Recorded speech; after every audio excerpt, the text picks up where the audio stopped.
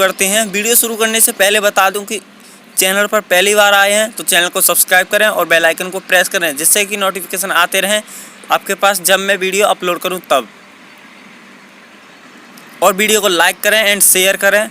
और आपका कोई भी डाउट हो तो कमेंट बॉक्स में जाकर अपना डाउट क्लियर कर सकते हैं।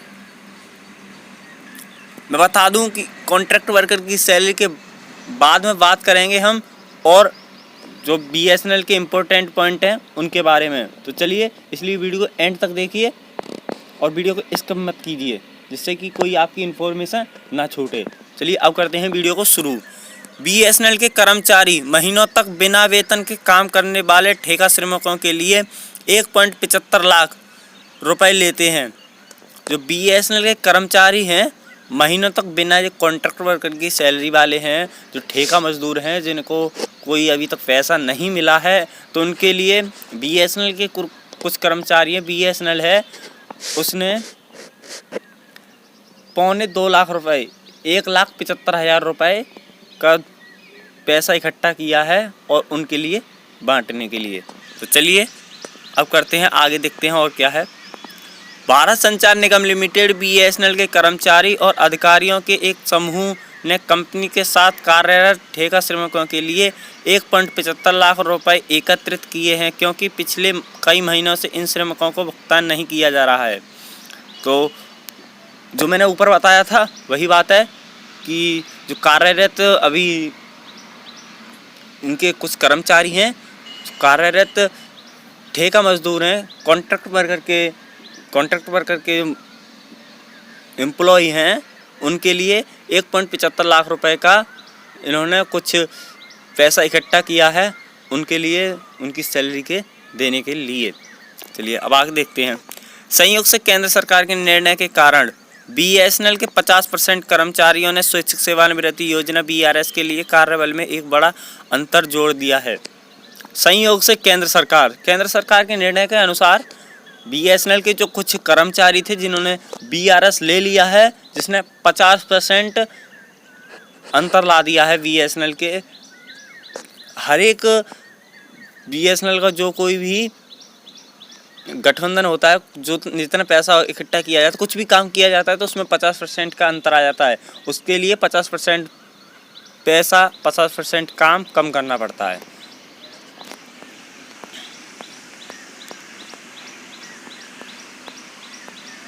ऐसे समय के दौरान दूरसंचार सेवा प्रदाता और अनुबंधित श्रमिक कामगार साबित हुए हैं।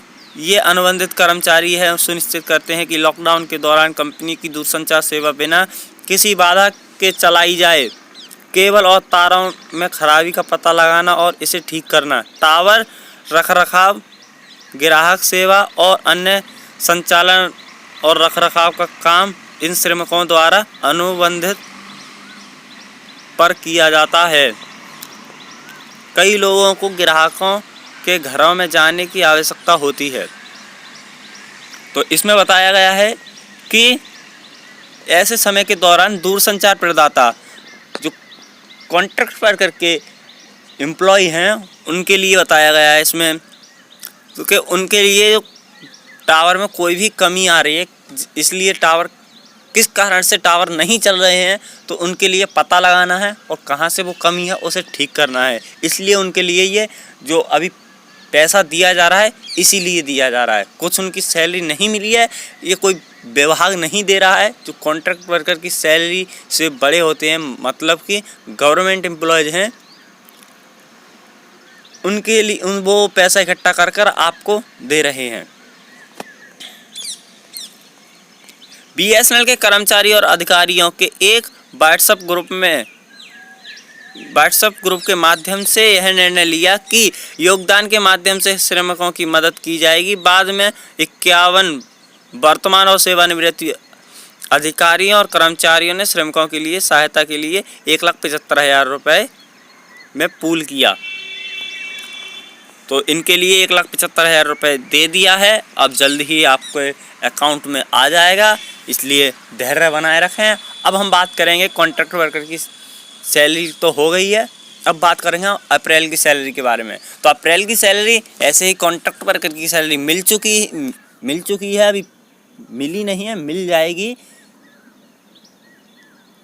और अप्रैल की सैलरी भी जल्द ही में मिलने वाली है, कुछ ही दिनों की बात है, जल्द ही मिलेगी। अब 4G स्पेक्ट्रम की बात करें तो 4G स्पेक्ट्रम की मैंने न्यूज़ दे दी थी पहले ही, और किसी ने नहीं सुनी है तो मैं दोबारा से आपको बता देता हूँ कि जो 4G नेटवर्क है उसके लिए पैसा मिल चुका है, 9,000 करोड़ रुपए मिल चुका है, और जल्दी ही वो अपना काम शुरू करेगा।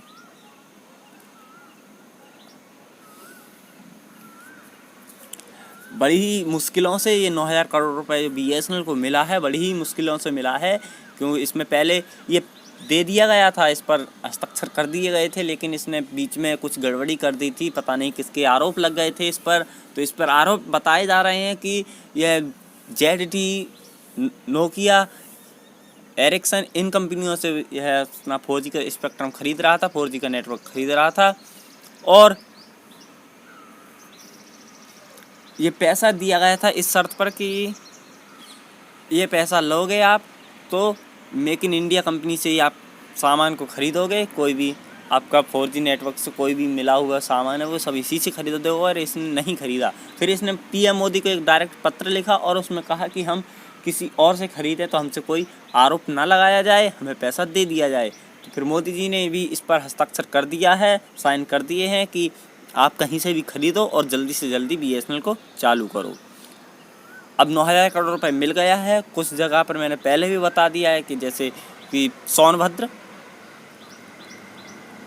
गोरखपुर, इन जगह कुछ टावर लग चुके हैं। और BSNL की एक खास बात बताऊं कि आपको दे रहा है अभी जो आपकी सिम है 3G सिम है वो 4G में कन्वर्ट करने के लिए अभी फ्री हो रही है।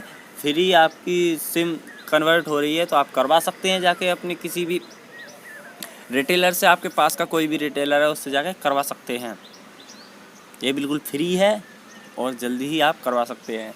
और मैं बताऊं BSNL लगाएगा अपने 50,000 टावरों पर 4G लगाएगा BSNL। और MTNL है, MTNL अपनी 7,000 मुंबई और दिल्ली के बीच में जो टावर हैं 7,000 उन पर ही लगाएगा। अब जल्दी से आपको इसकी सुविधा मिलेगी और आप वीडियो को देखते रहें और वीडियो को लाइक करते रहें। और आपको कोई भी डाउट हो तो कमेंट बॉक्स में जाकर अपना डाउट लिखकर मुझसे पूछ सकते हैं, क्लियर कर सकते हैं। तो आज तक के लिए bye, thank you for watching दोस्तों, मिलते हैं अगली वीडियो में।